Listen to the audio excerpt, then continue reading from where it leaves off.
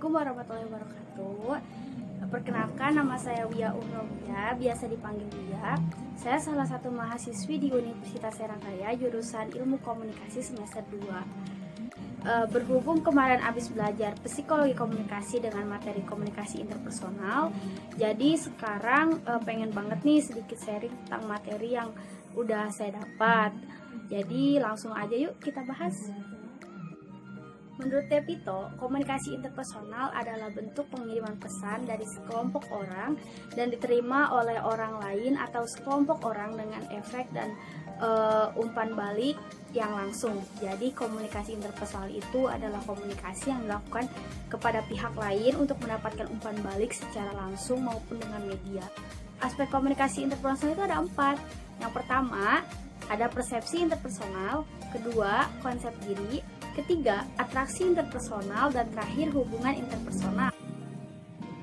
Nah, yang bakalan saya bahas kali ini adalah atraksi interpersonal, yaitu kesukaan pada orang lain, sikap positif, dan daya tarik seseorang. Dimana makin tertarik pada seseorang, makin besar juga kecenderungan ingin berkomunikasi dengannya. Dan yang menentukan siapa tertarik pada siapa adalah faktor personal dan situasional. Jadi kita jelasin satu-satu yuk apa aja yang dimaksud dengan faktor personal dan faktor situasional. Di faktor personal ada 4 macam. Yang pertama, kesamaan karakteristik personal. Orang-orang yang memiliki kecenderungan dalam nilai-nilai, sikap, keyakinan, tingkat sosioekonomi, agama, ideologis, cenderung saling menyukai. Atau orang yang bersahabat menunjukkan korelasi yang erat dalam kepribadiannya. Contoh ketika di kendaraan umum dan bertemu dengan orang baru, maka percakapan awal mencari kesamaan. Misalnya menanyakan tujuan atau asal daerahnya gitu. Yang kedua, ada tekanan emosional atau stres. Tekanan emosional atau stres yaitu ketika seseorang berada dalam keadaan yang mencemaskan atau memikul tekanan emosional, cenderung akan menginginkan kehadiran orang lain. Contohnya ketika merasa sedih, butuh orang lain untuk mendengarkan keluh kesah yang dirasakan. Yang ketiga, ada harga diri yang rendah, yaitu orang-orang yang rendah diri cenderung mudah tertarik pada orang lain dan responsif menerima kasih sayang orang lain. Contohnya, tidak sungkan untuk menyapa dan bergaul dengan orang lain, sekalipun orang yang tidak dikenal. Gitu. 4. Ada isolasi sosial. Manusia itu makhluk sosial, jadi ketika terisolasi seperti narapidana, penghuni pulau, kehadiran manusia itu merupakan kebahagiaan hingga rasa menyayangi cenderung bertambah. Contohnya ketika pandemi dan terpaksa untuk di rumah aja, membuat keluarga yang biasanya sibuk masing-masing jadi memiliki banyak waktu untuk waktu luang untuk ngobrol. Tadi sudah dibahas faktor personal, sekarang kita bahas faktor situasional.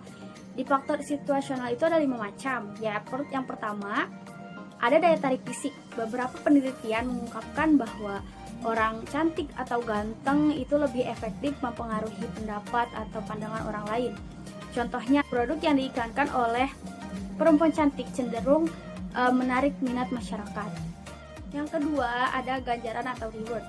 Orang yang sering memberikan hadiah atau bantuan lebih cenderung disukai.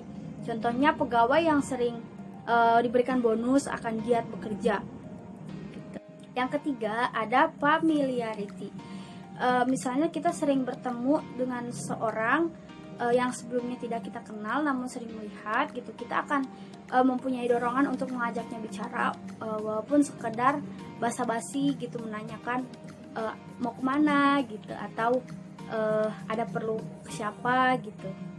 Yang keempat, ada faktor kedekatan. Orang cenderung menyenangi yang deketan, tempat tinggalnya dekat. Contohnya, terus hubungan persahabatan di kalangan pelajar juga biasanya akan cepat tumbuh jika tempat duduknya itu bersebelahan, deket-deketan. Nah, yang terakhir, yang kelima, ada kemampuan, faktor kemampuan. Jadi kita tuh cenderung menyenangi orang-orang yang memiliki kemampuan lebih tinggi daripada kita. Contohnya, murid yang dianggap pintar atau dianggap paling pandai di kelas, biasanya banyak yang mengajaknya bicara atau menanyainya tentang pelajaran atau tentang yang lainnya. Nah, terakhir, ada pengaruh atraksi interpersonal pada komunikasi interpersonal, yaitu penafsiran pesan dan penilaian, terus halo efek, terus ada efektivitas komunikasi. Sekian penjelasan singkat saya tentang atraksi interpersonal di komunikasi interpersonal. Bila ada tutur kata yang kurang berkenan, saya mohon maaf. Wassalamualaikum warahmatullahi wabarakatuh.